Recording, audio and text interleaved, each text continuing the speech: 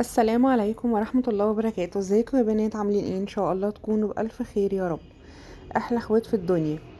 النهاردة بقى كان يعني مزاجي حلو شوية، فقلت هعمل لهم اكلة حلوة هما بيحبوها وانا كمان بحبها جدا. هي اكلة سندوتشات البرجر زي بتاعة المطاعم، واحلى بكتير جدا جدا جدا جدا. ان شاء الله تجربوها وتقولوا لي رأيكم فيها بإذن الله. اللهم صل وسلم على سيدنا محمد. طبعا ما يحلاش الكلام ولا اي حاجة غير بسيرة الرسول عليه الصلاة والسلام. هبتدي بقى معاكم كده. هقطع البطاطس، تقطعيها بقى زي ما انت عايزة. بس طبعا البطاطس بتاعه البرجر لازم تبقى صوابع، يعني اقصد يعني رفيعه او تخينه زي ما انت عايزه. تمام. انا قطعتها زي ما هما بيحبوها وزي ما هي بتتباع بره، رفيعه. كده عملتها كلها. وهبتدي بقى ان انا هغسلها كويس واقليها. عايزه تطلعيها زي بتاعه بره بالظبط وتبقى بوم فريت، ليها تكنيك كده معين. ان شاء الله برضو ابقى انزلها لكم في وصفه، لانها يعني بطريقه معينه مش زي كده خالص. تمام. بس دي بتقضي الغرض برضو، لان الوقت بيبقى مش ملكنا قوي او انتي مستعجله عشان تخلصي. فدي برضو بتبقى جميله جدا جدا الصراحه.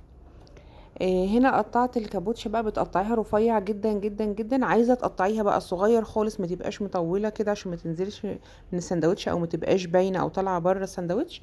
قطعيها صغير، ما فيش مشكله خالص. التقطيعه اللي تريحك اعمليها. تمام. آه، هنا قطعت الطماطم بقى. طبعا الطماطم بقى مش هينفع نقطعها اي تقطيع غير اللي هي الحلقات دي، عشان تتحط على السندوتش على طول. ما ينفعش نقطعها قطع صغيره يعني. بس طبعا مش هتقول لأ، بس احنا بنحاول على قد ما نقدر نعمل احلى من بتاع بره، علشان ما يطلبوش مننا نجيب الاكل من بره. فيبقى الاكل في البيت احلى من بره وانضف ومش عايزه اقول لك بنفس الجوده، ده اعلى بكتير جدا جدا جدا. يعني انا عايزاكي تجربي البرجر كده وهيعجبك جدا. هنا الخيار المخلل بقى، طبعا بقطع طبعا الخيار برضو رفيع جدا جدا، رفيع على قد ما تقدري. عشان ما يبقاش برضو حادق وما يبقاش يعني كتير في الساندوتش. تمام. ده صوص بقى برجر من هاينز، هو وده كاتشب. هو صوص البرجر دوت فيه تدخينه كده مدخن هو، فطعمه حلو جدا جدا جدا في الساندوتش. انا كنت بعمل قبل كده قبل ما يطلع صوص البرجر ده، لان هو طالع ما بقالوش كتير، هو لسه طالع يعني. كنت بعمل قبل كده الصوص بتاع يعني الشركات الكبيره. بعمله في السندوتش بيبقى روعة. ان شاء الله هنزله لكم برضو في وصفة لوحده. بس بما ان بقى الوقت كان برضو كالعادة بالنسبة لي ضيق، فانا جبت صوص البرجر الجاهز ده، بيبقى طعمه حلو قوي قوي. وجبت كاتشب، وجبت بقى الكايزر. جبت الكايزر عادي من الفران، ما جبتوش من اللي هو بتاع البرجر اللي هو الكبير. آه ما جبتوش. فانا جبته من فران يعني. تمام. من الفرن. آه انا كده ببتدي بقى ان انا افتح الساندوتش، وبعد كده هجيب البرجر بتاعي. طبعا البرجر ده انا كنت عاملاه معاكم، برجر بيتي ما شاء الله جامبو، يعني هو الحجم بتاعه ما شاء الله كبير جدا. آه، طبعا زي ما قلت لكم تعملي، انا بوريكم هنا الشكل بتاعه اهو. بيبقى متكيس كده ومتغلف وجميل جدا. بتطلعي وقت ما تبقى عايزه تعملي منه، يعني تتعبي يوم بس بعد كده ترتاحي جدا جدا جدا. بعد ما البرجر خلاص معايا سوا في الجريل، بعمل ايه بقى؟ الحته دي بتخلي الساندوتش بحمص. انا هنا الساندوتش هتحطي مثلا حته زبده كده صغيره خالص، وتحطي العيش يتحمص، علشان لما تيجي تحطي له الصوص ما يبقاش طري وتلاقي الاكل وقع من الساندوتش. تمام. ده هيخلي طعم الساندوتش حلو جدا جدا، و بيخلي طعم السندوتش التحميصه ديت بتخليه طعمه تحفه، وما يبقاش زي ما قلت لك طري كده من تحت. يعني دي زي حمايه للسندوتش. تمام. انا كده بحط بقى الصوص بتاع البرجر، وبتحطي الكابوتشا على قد ما انت عايزه. انا بحب الكابوتشا يبقى فيها باينه يعني ظاهره،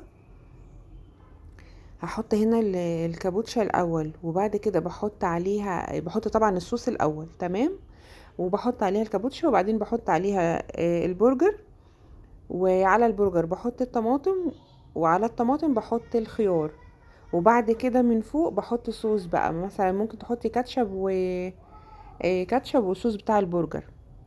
هبقى اعمل لكم ان شاء الله مره الصوص اللي هو بتاع الشركات الكبيره دوت، بيبقى مع البرجر روعه برضو، بيبقى حلو جدا جدا. بصي مش هتفرقيه عن اي شركه بتبيع برجر، يعني طبعا بدون ذكر اسماء كلنا عارفين. آه، هنا حطيت بقى من فوق في الساندوتش، من فوق حطيت الصوص البرجر، وحطيت الكاتشب.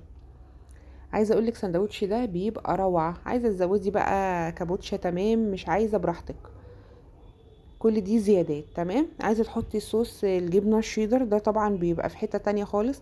عايزه تحطي بصل مكرمل ده بيبقى تحفه برضو. عايزه تحطي مشروم برضو بيبقى تحفه. عايزه تحطي بيكان، بس دي كلها اضافات بقى، دي كلها اضافات، تمام.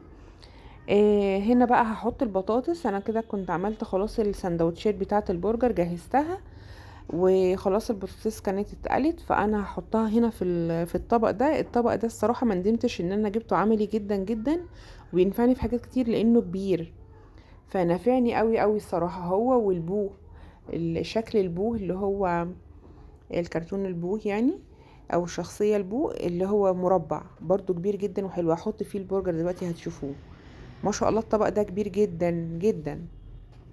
اهو ده البول اللي بقول لكم عليه، ده مربع كده كبير برضو ما شاء الله، عملي جدا جدا. الحاجات الكبيره ما شاء الله بتلم معاكي الدنيا، يعني بتاخد ما شاء الله حاجات كتير، ينفع طبق وينفع صينيه، ينفع حاجات كتيره جدا.